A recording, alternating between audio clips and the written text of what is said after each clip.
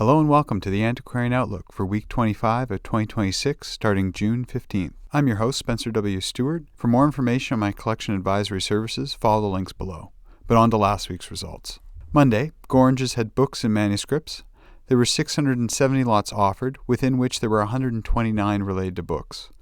Within that section, 108 sold, making for an 84% sell-through rate. Highest price realized was lot 1009, hand-colored maps of Oxford colleges. Estimates were set at £300 to £500, realizing £1,400.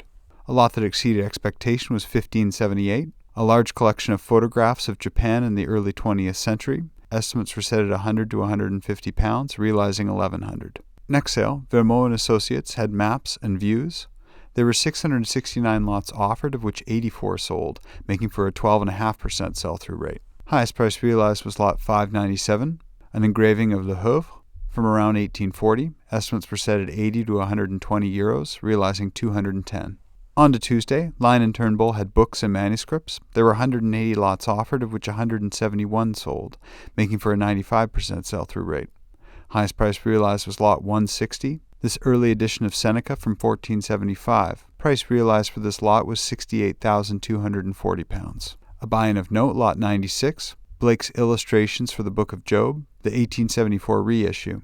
Estimates were set at £4,000 to £6,000. Next sale, Chiswick Auctions had books and works on paper.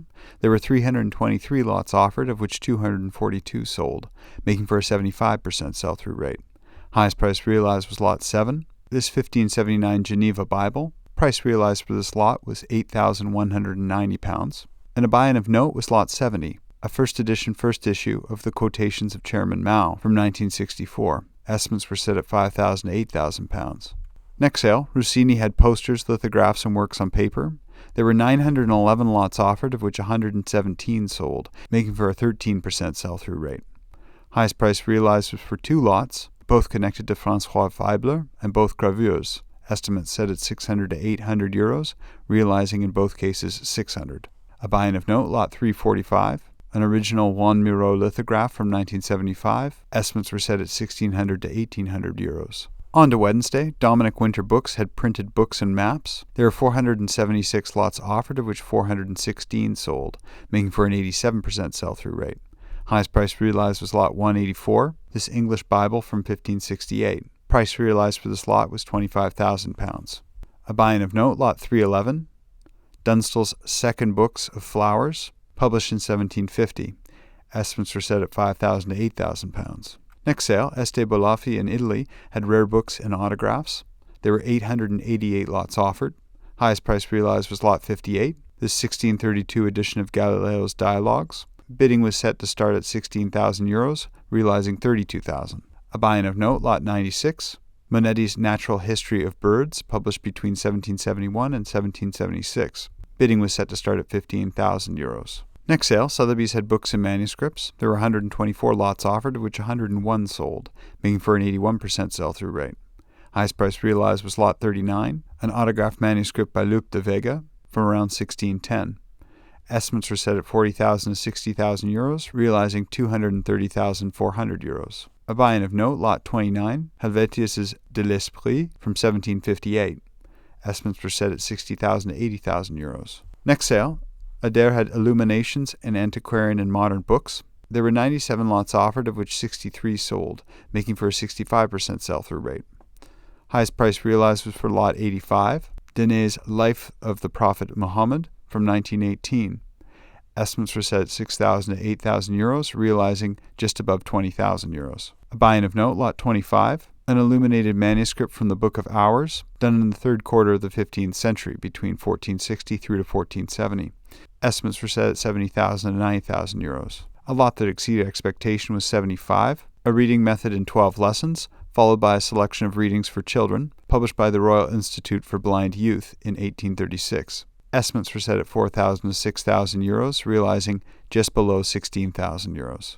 Next sale, University Archives had rare autographs, manuscripts, and books. There were 428 lots offered, of which 397 sold, making for a 93% sell-through rate. Highest price realized was lot 368, an original manuscript of Ayn Rand connected to Atlas Shrugged, dated from around 1952. Estimates are set at $40,000 to $50,000 US, realizing $32,500 US.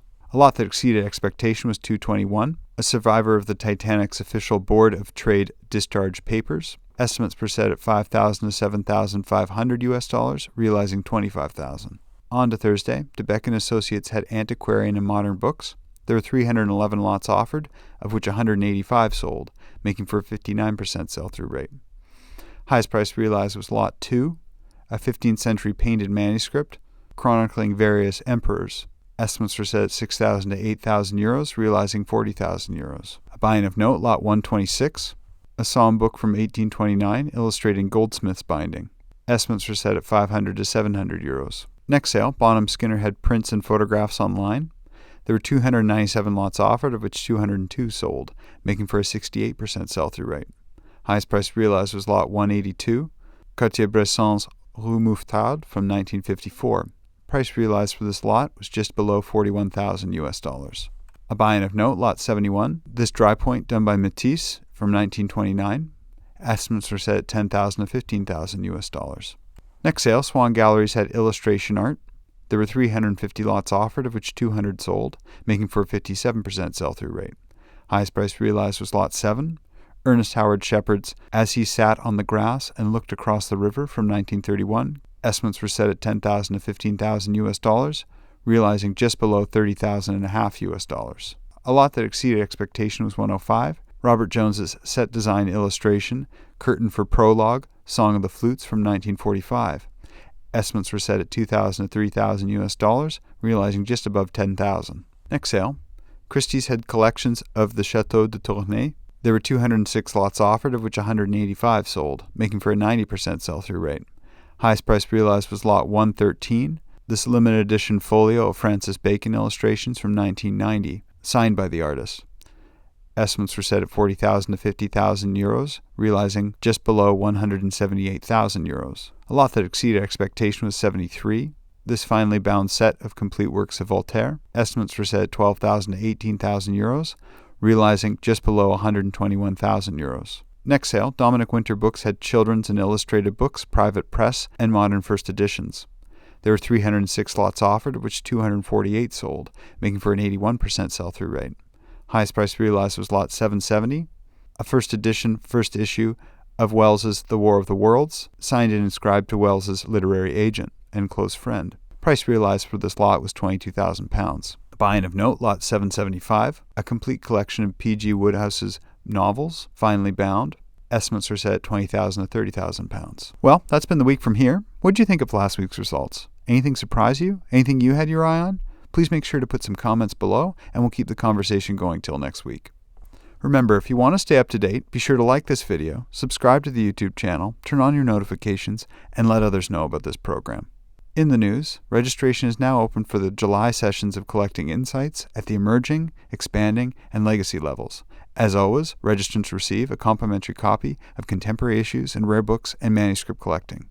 If you have any questions about the course content or which sessions may be right for you, please get in touch with us directly. For a hyperlinked list of next week's auctions we have an eye on, also get in touch with us directly. The Antiquarian Outlook is totally independent. Its producers do not hold inventory, nor do they represent any consignments or acquisitions mentioned. Thanks again for tuning in. All for now, and we'll see you next week.